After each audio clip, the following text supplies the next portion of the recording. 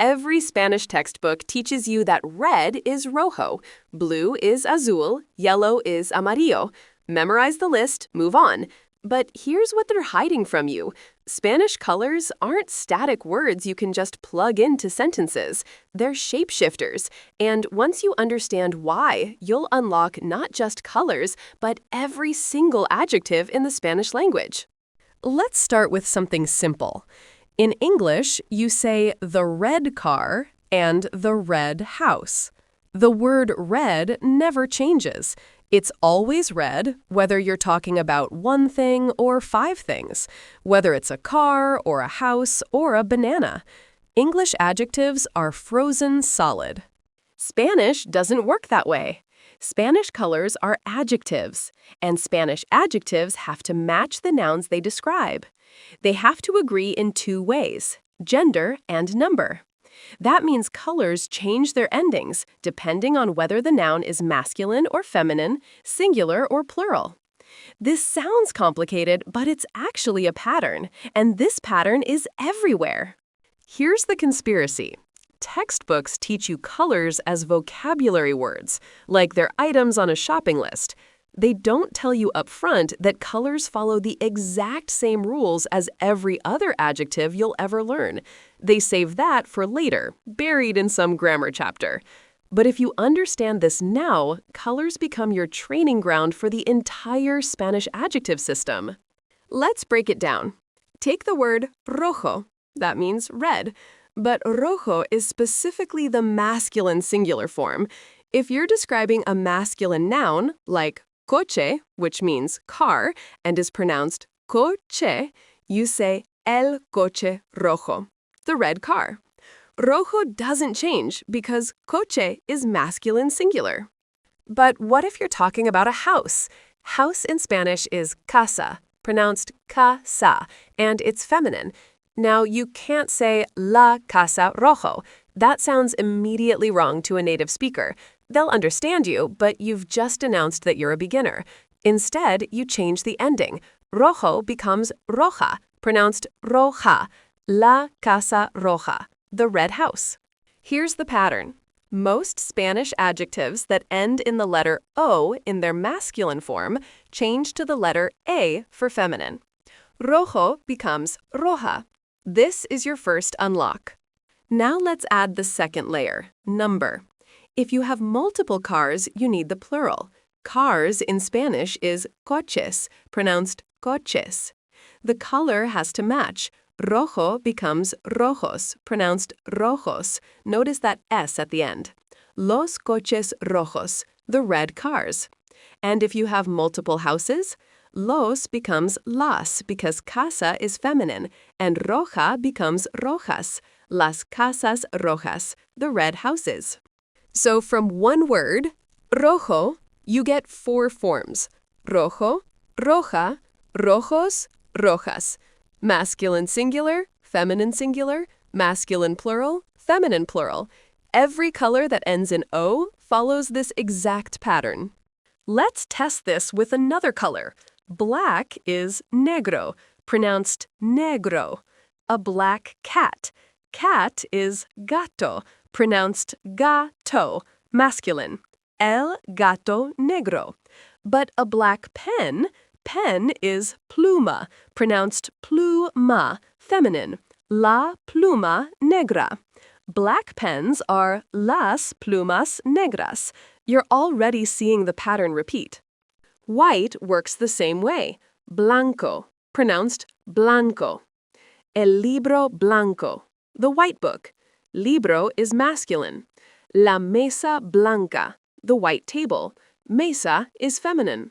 Los libros blancos, las mesas blancas. You're not memorizing four separate words for white. You're applying one pattern. Yellow is amarillo, pronounced amarillo. Same pattern. El sol amarillo, the yellow sun. La flor amarilla, pronounced amarilla. The pattern is your shortcut. But now it gets interesting. Not every color follows this pattern. Some colors end in E instead of O, and these colors don't change for gender. They only change for number. Verde, pronounced verde, means green.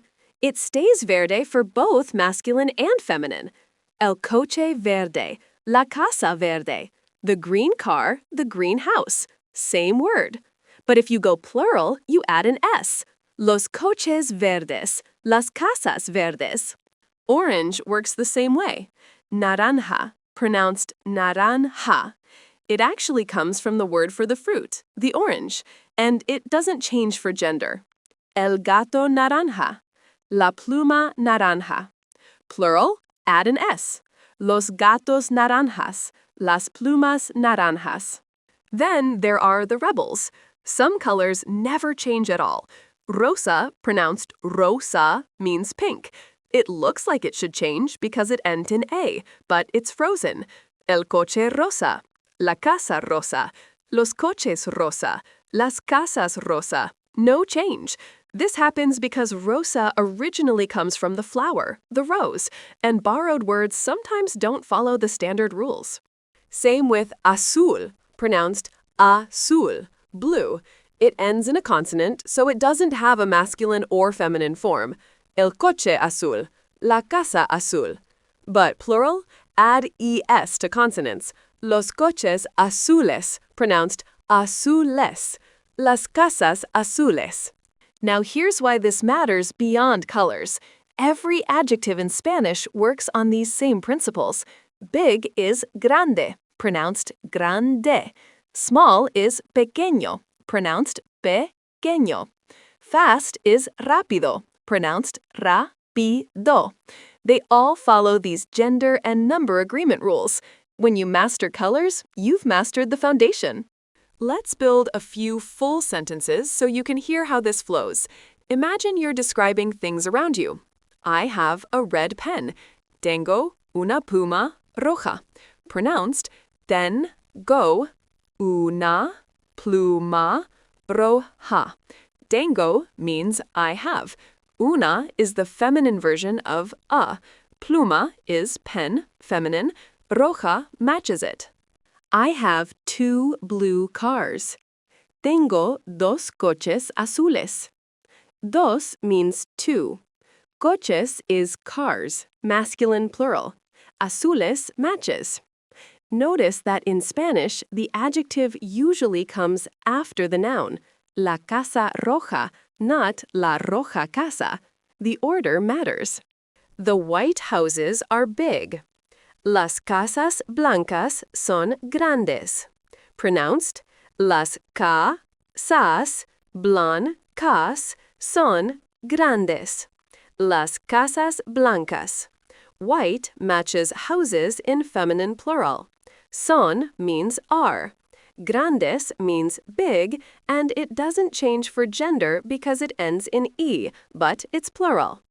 You're seeing the pattern stack. Colors aren't just vocabulary, they're your introduction to how Spanish adjectives think. And here's the secret benefit. When you get the adjective agreement wrong, native speakers understand you perfectly.